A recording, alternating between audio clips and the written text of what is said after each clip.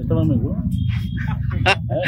ఒక ఇంటర్వ్యూలో చెప్పారు. చేయమనండి, ఏముంది ఇప్పుడు అర్జుయ్ గారు వచ్చినా ఇంకొకళ్ళు వచ్చినా ఎవరు వచ్చినా కూడా సినిమా ఇండస్ట్రీలో అర్జుయ్ గారు ఆమె నిబద్ధతగా మాట్లాడింది. ఏది నేను పవన్ కళ్యాణ్ గారికి ప్రచారం చేస్తాను, పవన్ కళ్యాణ్ గారికి ఒప్పుకునేదేముంది? ఇప్పుడు పెళ్లి జరుగుతుందండి, నేను ఇక్కడ తోరణాలు కడతాను, అవి కడతాను, వెళ్ళిపోవాలి చూసుకెళ్ళి మమ్మల్ని. మాకేమన్నా ఎవరైనా ఇలా ఒప్పుకో ఇలా తిరుగు అనకాపల్లి అన్నారా? మన పని మనం చేయాలి. సో స్వాగతిస్తాం. అనుసూయ గారు వచ్చిన సినిమా ఇండస్ట్రీ మొత్తం ఏకపక్షమే ఉంటుంది. సినిమా ఇండస్ట్రీ మొత్తం ఓన్లీ జనసేన, టీడీపీ, బీజేపీ కూటమి ఉన్నాయి. మా అగ్రనాయకులందరూ 3 పార్టీలు ఉన్నారు. 3 పార్టీలు కలవటం, 3 జెండాలు కలవటం రాష్ట్రానికి ఒక శుభం, రాష్ట్రానికి ఒక అద్భుతమైన ప్రయోజనాలు మా బాలయ్య గారు ఉన్నారు.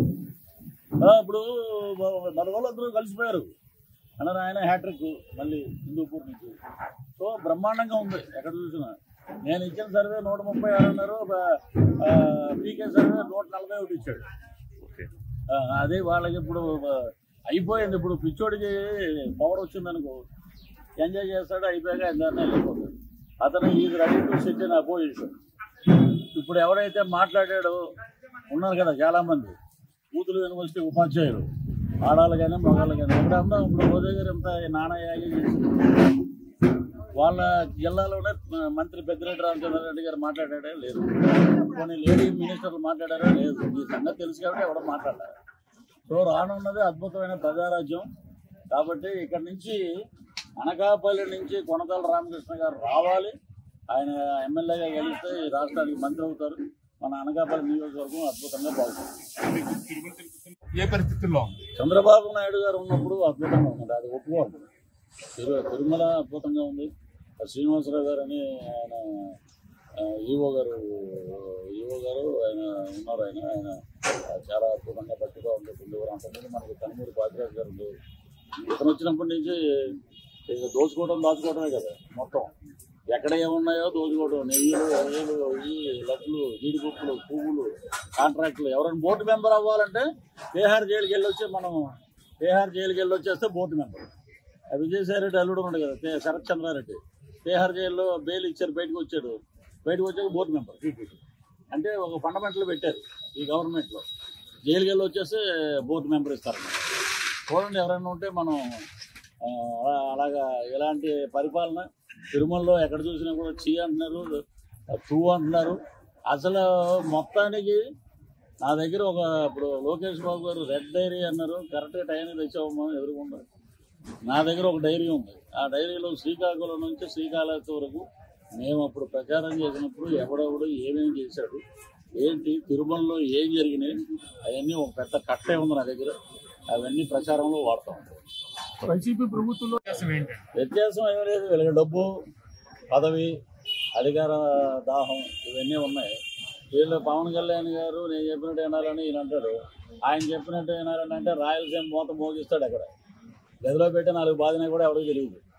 నువ్వేమో ఇక్కడి నుంచి బ్రహ్మాండంగా కిర్లంపూడి నుంచి అక్కడ వరకు ర్యాలీలో వెళ్దాం అనుకుంటే ఇంటెలిజెన్స్ రిపోర్ట్ ఏంటి, ప్రజలందరూ కలిసి ఈస్ట్ వెస్ట్ గోదావరి చెప్పులతో కొడతారు స్వాగతం, కోడిగుడ్లతోటి స్వాగతం అనగానే ఇవన్నీ క్యాన్సిల్ చేసుకుని ప్రజల యొక్క ట్రాఫిక్ ఇవన్నీ దృష్టిలో పెట్టుకుని మేము మానేసా ఉన్నారు. అక్కడే అర్థమైపోయింది ఏంటనేది. గొంతు ఏంటంటే ఓన్లీ పవన్ కళ్యాణ్ మీద లేస్తుంది మీది. చీ అంటున్నారండి ఆంధ్ర రాష్ట్రంలో. కాపులని చెప్పుకోకూడదు. కులపిచ్చి వీళ్ళ ద్వారానే మొదలైంది. ముందు కులాన్ని మెయిల్ చేసి ఒక లీడర్స్ లాగా. అప్పుడెప్పుడో మా చిన్నప్పుడు మా తాడేపల్లిగూడెం పక్కన పత్తిపాడు యువతలో ఒక రౌడీ ఉండేవాడు.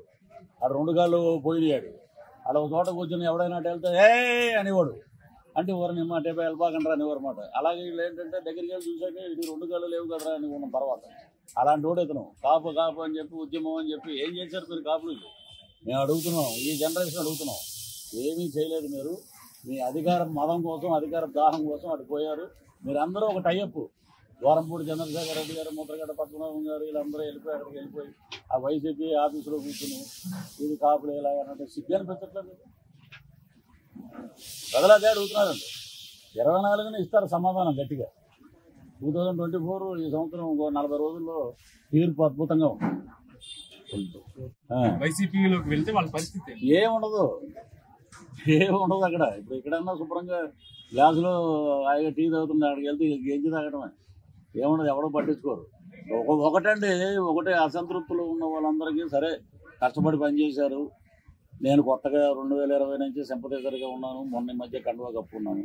కష్టం అనేది ప్రతి ఒక్కరు సీట్ ఆశించిన వాళ్ళకి సీట్ రాకపోతే బాధ ఉంటుంది. అది ఎవరైనా మనం దాన్ని ఒప్పుకోవాలి.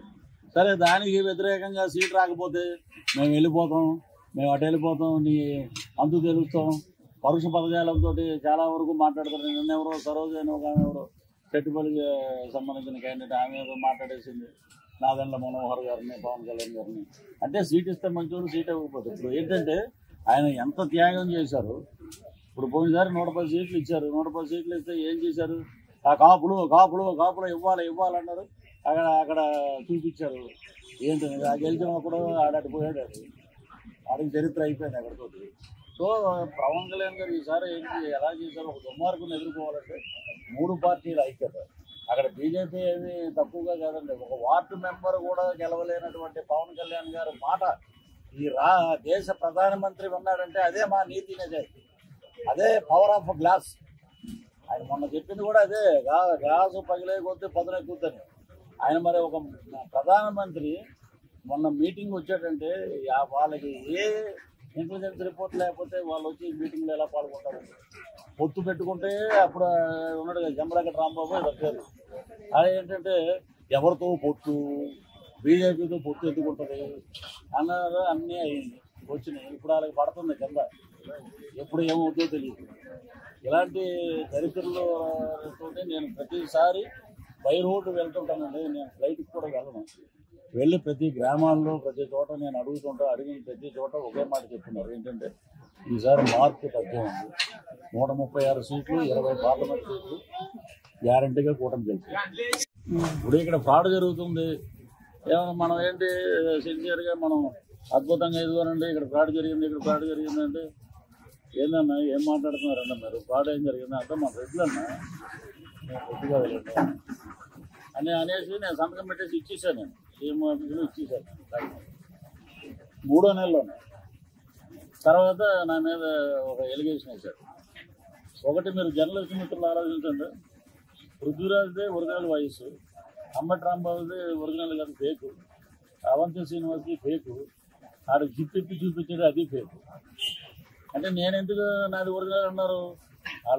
ఏమన్నా వాళ్ళ ఎంపీ సీట్లు అడిగాము, లేకపోతే వాళ్ళ ఆస్తుల్లో వాటాలు ఇస్తున్నాము అనేది వాడుకుని వదిలేసే రకం. ఏంటంటే జగన్మోహన్ రెడ్డి గారిది వాడుకుని వదిలేసే రకం. వాళ్ళు ఎన్ని మాట్లాడినా ఎన్ని శబ్దం అంటున్నారు, శబ్దం ఓడిపోవటానికి శబ్దం. మేము యుద్ధం అంటున్నాం. ఏంటంటే ఓట్లతోటి మేము యుద్ధంలో గెలుస్తాం అనేది మా ప్రాపగండ.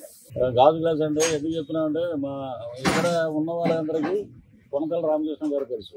నేను ఎక్కడో చెన్నై, మద్రాసులో ఉండే తర్వాత మా నేటివ్ ప్లేస్ తాడేపల్లిగూడెం. నేను కొనతల రామకృష్ణ గారిని ప్రేమించడం అంటే నిజంగా చాలామంది ఆశ్చర్యపోతారు. ఎందుకంటే అంతటి మంచి మనిషి, ఎక్కడ కనపడినా చాలా చక్కగా మాట్లాడతారు, గౌరవం ఇస్తారు.